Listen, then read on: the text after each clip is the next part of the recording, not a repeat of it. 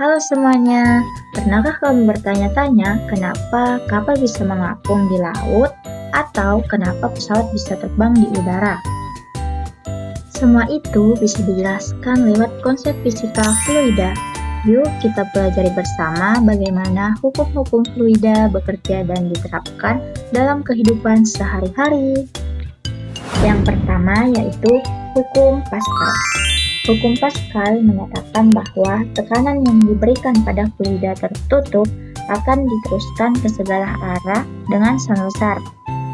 Prinsip ini digunakan pada dongkrak hidrolik dan sistem rem kendaraan. Tekanan kecil dapat menghasilkan gaya yang besar.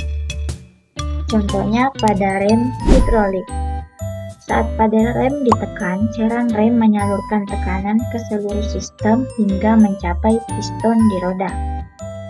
Tekanan itu mendorong kampas rem menekan cakram, sehingga roda berhenti. Gaya kecil dari kaki menghasilkan gaya besar di roda karena perbedaan luas piston.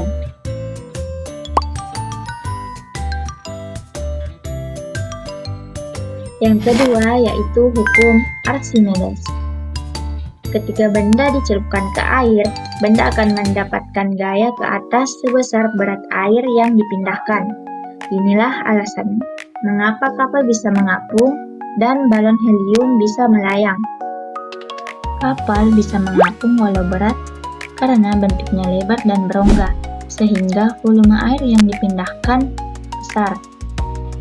Gaya apung dari air menyeimbangkan berat kapal, jadi kapal tidak tenggelam.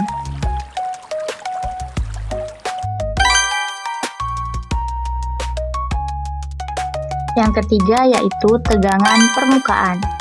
Permukaan air memiliki gaya tarik antar molekul yang menyebabkan air seolah memiliki lapisan elastis.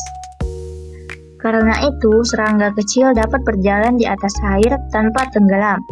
Serangga bisa berjalan di atas air karena tegangan permukaan air menahan berat tubuhnya berkat tarikan kuat antar molekul air di permukaan.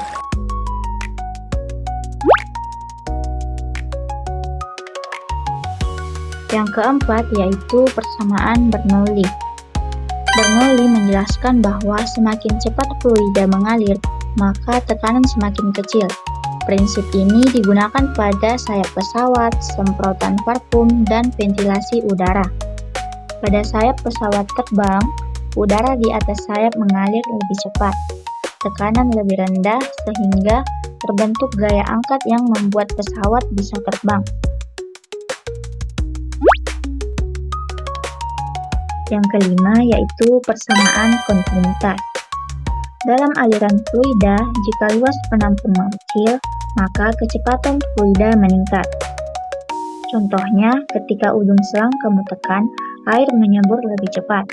Hal ini terjadi karena luas penampang berkurang, sehingga sesuai persamaan kontinuitas, kecepatan aliran harus bertambah untuk menjaga debit air tetap konstan.